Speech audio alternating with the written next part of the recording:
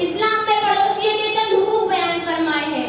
اس کا ترجمہ ہے: ایک صحابی رسول اللہ صلی اللہ علیہ وسلم کے پاس آئے اور فرمائے: اے اللہ کے رسول، پڑوسی کے میرے اوپر کیا حقوق ہے؟ آپ صلی اللہ علیہ وسلم نے فرمایا: پڑوسی کے حقوق یہ ہے کہ اگر وہ بیمار ہو جائے تو اس کی عیادت کرو، وہ انتقال کر جائے تو اس کے جنازے کے ساتھ جاؤ، قرض مانگے تو حسب استطاعت اس کو قرض دو، کوئی برا کام کر بیٹھے تو پردہ پوشی کرو، اس کو کوئی بڑی نعمت ملے تو مبارکباد دو، اپنی عمارت کو اس کی عمارت سے اس طرح اونچی نہ کرو کہ اس کے گھر کی ہوا بند ہو جائے، تمہاری ہانڈی کے مہک اس کی تکلیف کا سبب نہ بنے، ہاں تھوڑا شوربہ تم اس کے گھر بھی بھیج دو. یہ تو میں نے وہی 8 حقوق حدیث کی روشنی میں آپ کے سامنے بتایا. اسی طرح کئی احادیث ہے جس میں آپ صلی اللہ علیہ وسلم نے پڑوسیوں کے بے انتہا حقوق بیان فرمائے ہیں، جس سے ہمیں معلوم ہوتا ہے کہ پڑوسی حضرات ہمارے لیے بہت بڑی نعمت ہے.